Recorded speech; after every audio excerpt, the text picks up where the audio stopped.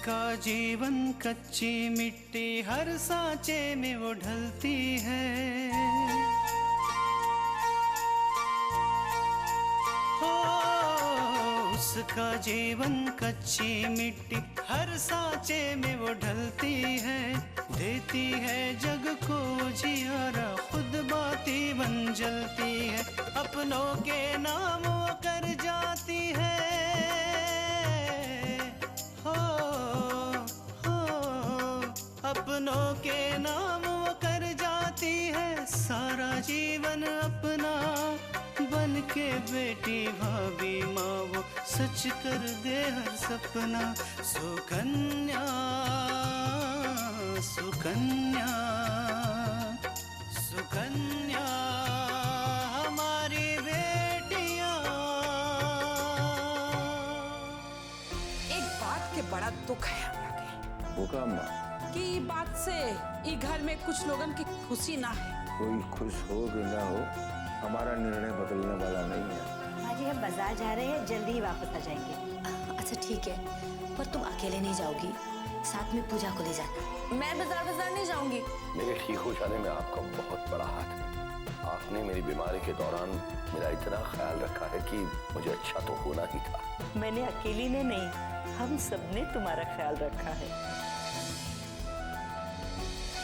अपनी बिरादरी में रिश्ता नहीं मिला तो व्यापारिक संबंध बढ़ाकर आपने रिश्ता जोड़ लिया। हम आपकी बात नहीं समझे।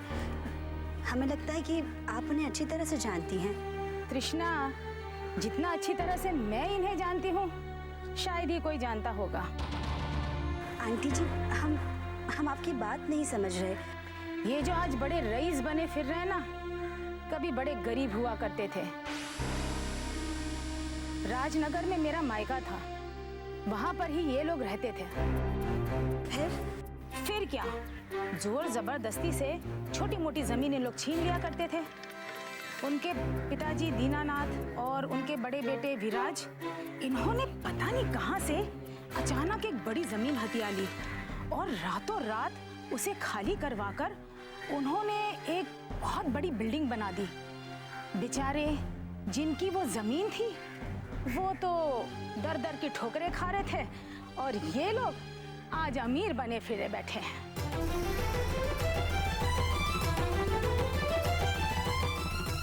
इतना ही नहीं, मैंने तो सुना है बाप बेटे दोनों मिलकर बहुत गैर कानूनी काम करते हैं और ऐसे ही नहीं उनके पास इतने पैसे बरस रहे हैं। आप सही कह रही हैं क्या?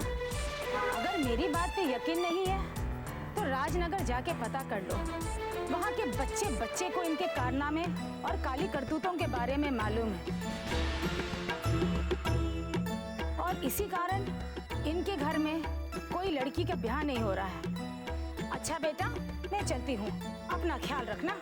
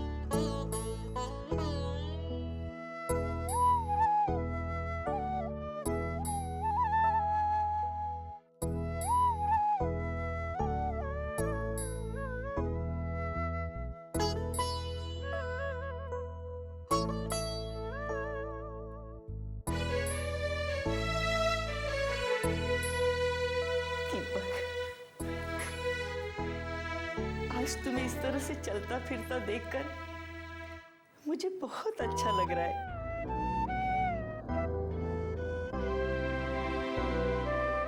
सचमुच आज अगर भगवान मेरी जान भी मांगेंगे ना तो मैं खुशी खुशी दे दूंगी। माँ, तुम ये क्या बोल रही हो? अब इतने समय बाद हमारे घर में खुशियां आई है और तुम जाने की बात कर रही हो। ये क्या, इतनी जल्दी हो गई आपकी की चलने की एक्सरसाइज? नहीं नहीं पार्वती, मैं चल ही रहा हूँ बस। अच्छा ठीक है, आप ये दूध लीजिए और आपकी दवाई मैं देती हूँ।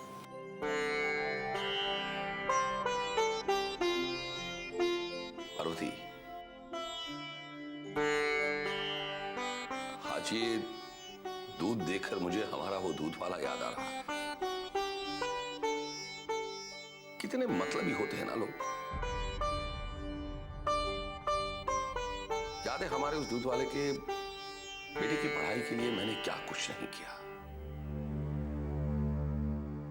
बगैर एक पैसे के मैंने उस दूध वाले की बेटी की पढ़ाई पूरी करवा दी। लेकिन जब हमारा खराब समय आया तो वो सब कुछ भूल गया, सब कुछ।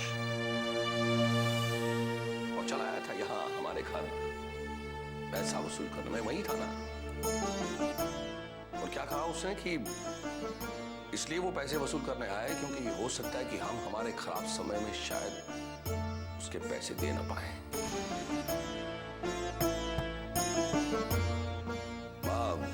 वो क्या कहा था उसने उस वक्त? हाँ, घोड़ा घास से दोस्ती कर लेगा तो खाएगा क्या? बेटा, बीती बातों को भुला देना ही अच्छा है। अगर उसे मन में रखोगे तो मन खराब हो जाएगा। माँ जी सही कह रही है। बुरे वक्त में तो अपनी परछाई भी अपना साथ छोड़ देती है, और फिर ये तो बाहर वाले हैं। पार्वती, एक बात के लिए मैं बड़ा खुश हूं कि मेरा परिवार ऐसा नहीं है।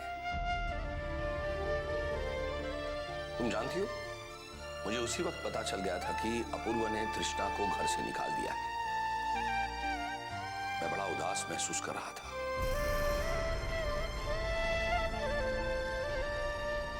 लेकिन पार्वती, तुम सभी ने तृष्णा के साथ मिलकर नाटक किया, सिर्फ मुझे यकीन दिलाने के लिए कि तृष्णा अपने ससुराल में खुश है। जब मुझे ये बात का पता चला तो मैं चाहकर भी अपने आप को दुखी नहीं रख पाया। इसका मतलब है कि आपको सब कुछ पता था कि तृष्णा और हम सब नाटक कर रहे हैं? हाँ पार्वती, अब तुम्हारे हाथ के बने हलवे का स्वाद तो मैं से भूलूंगा नहीं। सुकन्या हमारी बेटियां,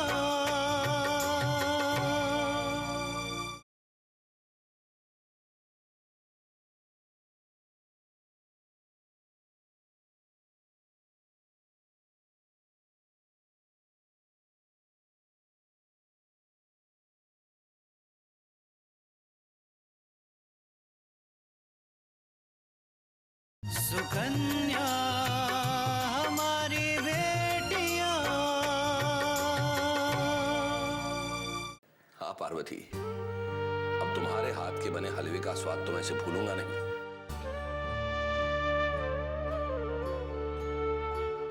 मैं उसी वक्त समझ गया था कि वो हलवा तुम्ही ने बनाकर तृष्णा को दिया है।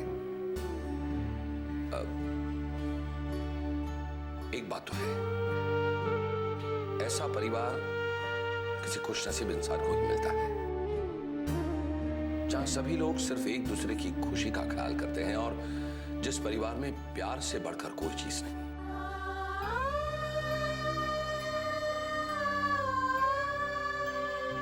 पार्वती, ये आकांक्षा कहीं नजर नहीं आ रही, कहां गई है? वो किसी काम से बाहर गई है, बस आती ही होगी। पार्वती, आकांक्षा जैसी बेटी नसीब वाले को ही मिलती है। तुम देखना, मैं बड़ी धूमधाम से आकांक्षा की शादी करवाऊंगा।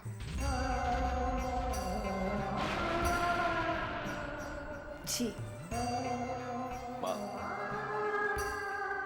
ये सोहन बड़ा अच्छा लड़का है। मुझे पूरा विश्वास है कि वो हमारी आकांक्षा को बड़े जतन से, बड़े प्यार से रखेगा। कभी वो आकांक्षा की आंख में आंसू तक नहीं आने देगा। बस भगवान करे इन दोनों की जोड़ी हमेशा सलामत रहे।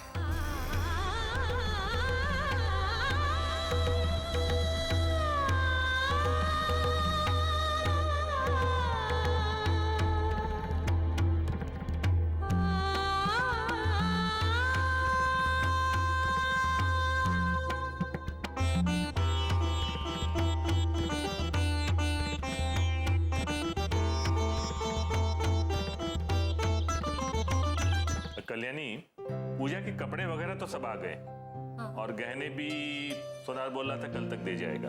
अच्छा ठीक है। अब कुछ और बचा हो तो बता दो। मैं सोच रही थी ना कि घर की ऐसी सजावट हो कि देखने वाले देखते ही रह जाए। अरे भाई, पूजा की शादी को लेकर तुम इतनी उत्साहित हो गई हो कि मैं क्या कहूं। ठीक है, घर की सजावट बहुत अच्छी तरह हो जाएगी। मैं जरा अपूर्वा से बात कर लूं, फिर सब कुछ कर लूं। अरे लो, बहू भी आ गई। कृष्णा। कृष्णा जी जी, आपने कुछ कहा? क्या हुआ कृष्णा? कुछ भी तो नहीं हुआ जी। तुम ये सब्जी लेके किचन की तरफ ना जाके अपने कमरे की तरफ क्यों जा रही हो? वो हम अभी किचन में रख देते हैं सब्जी। कृष्णा बेटा, जी मेरे लिए कप चाय बना देना। जी बाबूजी।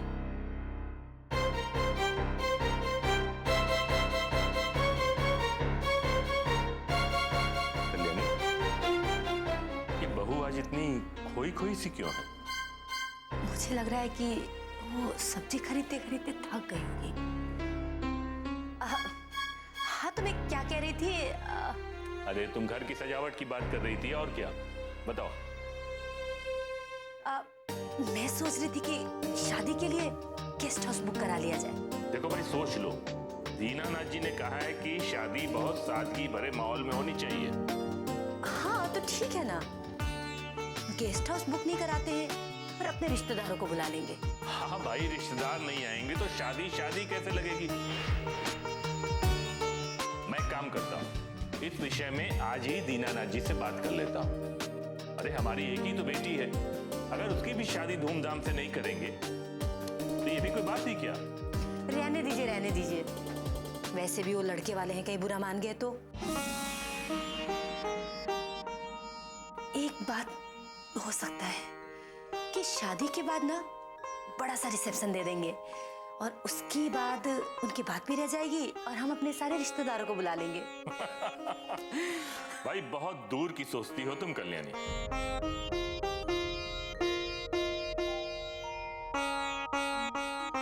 सुकन्या हमारी बेटियां,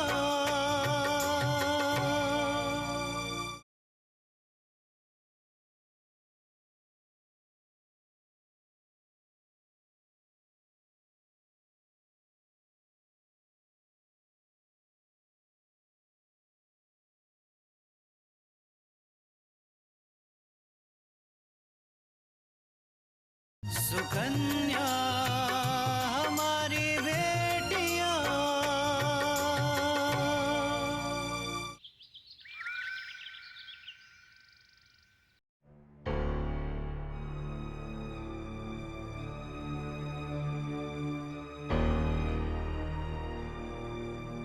अरे रागिनी, कुछ चाहिए तुम्हें? हाँ, चाहिए तो था, लेकिन जो मुझे चाहिए था वो मुझे मिल गया। क्या? आपकी मुस्कुराहट। माँ हंसते हुए बहुत अच्छी लगती। माँ, अब विराज भैया के बारे में ही सोच रही थी ना? अब परेशान मत हुई। देखना, विराज भैया ना विशाल भैया की शादी तक जरूर आ जाएंगे। पता नहीं रागिनी, इस लड़के का कोई भरोसा नहीं है। एक काम खत्म होता नहीं है, दूसरा ले लेता है। कभी तो ऐसा लगता है कि वो अपने आप से भाग रहा है, इसलिए उसने अपने आप को काम में डुबो दिया है। माँ, आप चिंता मत कीजिए। विराज भैया जब आएंगे ना, तब मैं उनसे बात करूंगी ना। उनसे पूछूंगी कि ये सब कब तक चलता रहेगा। कभी तो उन्हें अपने बारे में सोचना पड़ेगा ना। हाँ रागिनी, लेकिन विराज आए तो सही। कहीं ऐसा ना हो विशाल की शादी हो जाए और उसे आने का समय ही ना मिले। नहीं माँ, ऐसा कभी नहीं होगा। और विशाल भैया विराज भैया के बगैर शादी थोड़ी ना करेंगे। तुम नहीं जानती रागिनी, तुम्हारे बाबूजी की आगे किसी की नहीं चलती। अगर वो नहीं आया तो तुम्हारे बाबूजी विशाल की शादी करवा ही देंगे, चाहे कोई कुछ भी कहे। माँ, आप चिंता मत कीजिए, मैं बाबूजी से बात करूंगी। हाँ, उनसे कहूंगी कि वो जल्दी से विराज भैया को बुला ले। सच बेटा, अगर तुम अपने बाबूजी से बात करोगी ना तो वो तुम्हारी बात जरूर मानेंगे। मैं जानती हूँ माँ, इसलिए बाबूजी से ना मैं ही बात करूंगी। अगर विराज आ गया ना रागिनी, तो मैं तुम्हें वो अपना जड़ाऊ हार दूंगी। तुम्हें पसंद है ना? हाँ माँ, इसलिए क्योंकि ये हार आप पर बहुत अच्छा लगता है। मेरा इनाम तो आपकी हंसी है। आप हमेशा हंसती रहेंगी ना तो मुझे हमेशा इनाम मिलता रहेगा।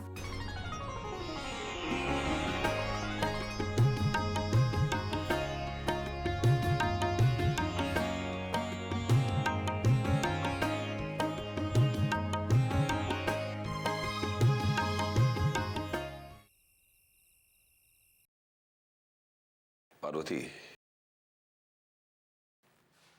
ये पिछले दिन मैंने कैसे गुजारे हैं ये सिर्फ और सिर्फ मैं जानता हूं। मैंने अपने आप को इतना लाचार, इतना बेबस पहले कभी महसूस नहीं किया था। मुझे तो बस ये लगने लगा था कि जैसे मैं कोई जिंदा इंसान नहीं, एक चलती फिरती लाश हूं। ऐसा मत कहिए। इतने दिनों के बाद आज हम इस तरह से सुख दुख की बातें कर रहे हैं। ऐसे समय में ऐसे अशुभ बातें मत कहिएगा। पार्वती, तुम जैसी पत्नी किसी नसीब वाले को ही मिलती है। सच कहता हूं, तुमने मेरे लिए, इस घर के लिए, इस परिवार के लिए और खास करके मां के लिए जो कुछ भी किया है ना, तुम्हारा ये कर्ज मैं 7 जन्मों में भी नहीं उतार सकता। कैसी बात कर रहे हैं आकांक्षा के पापा? मैंने जो कुछ किया है अपने परिवार के लिए किया है। इसमें कर्ज की बात कहां से आई? हाँ पार्वती, ये तुमने बिल्कुल ठीक कहा। हमारा परिवार ही तो है जो ऐसे हालात में भी कभी अपनी हिम्मत नहीं हारा। पार्वती, एक बात कहूं, जब तुमने ये घर चलाने के लिए अपने गहने बेच दिए थे और मैंने तुम्हें पहली बार बिना गहनों के देखा था, उस वक्त मन ही मन बस यही बात सोच रहा था मैं कि मेरे घर वाले, मेरे परिवार वाले ये घर चलाने के लिए अपनी जिंदगी से कितना समझौता कर रहे हैं।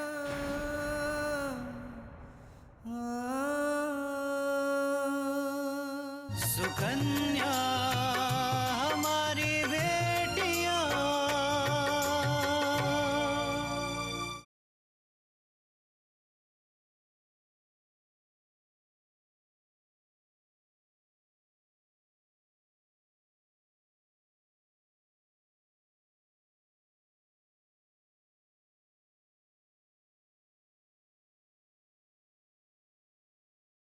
सुकन्या हमारी बेटियां।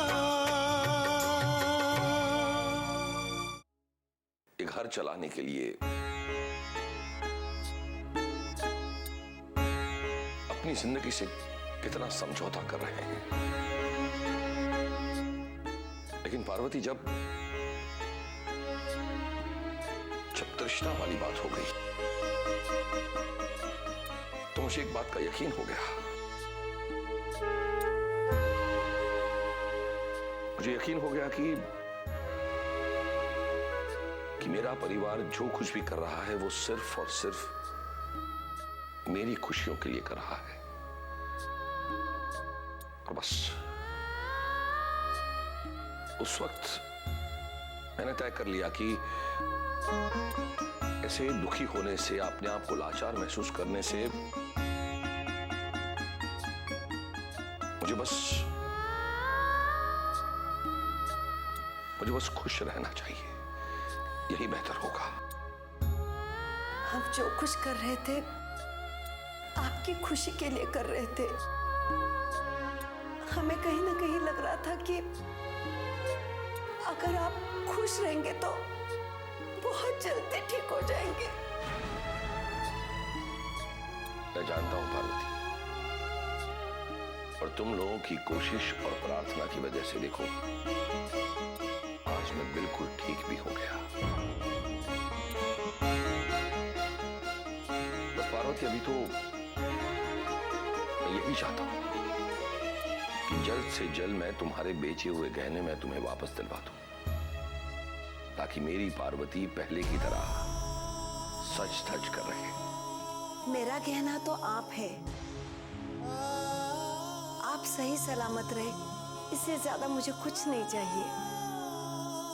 पार्वती, तुम्हें नहीं चाहिए, पर ये मेरी इच्छा है। और मैं तो ये भी चाहता हूं कि तुम्हारे साथ साथ मैं आकांक्षा के लिए भी गहने बनवा दूं, क्योंकि बहुत जल्दी उसकी शादी भी तो करनी है। ये सब बातें हम बाद में करेंगे, अभी आप आराम कीजिए। अब पार्वती, इतने दिनों मैंने आराम ही तो किया है।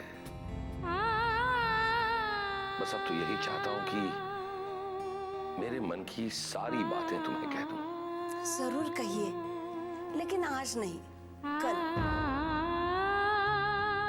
डॉक्टर ने कहा है कि ज्यादा बोलने से आपकी तबीयत खराब हो सकती है, और आप खुद नहीं चाहेंगे कि आपकी तबीयत खराब हो। क्यों?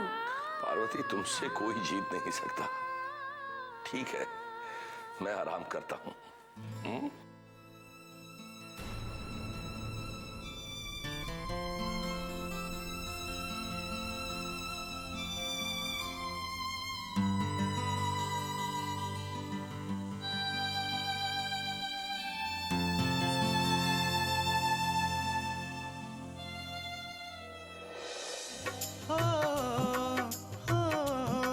अपनों के नाम वो कर जाती है सारा जीवन अपना, बन के बेटी भाभी माँ वो सच कर दे हर सपना। सुकन्या सुकन्या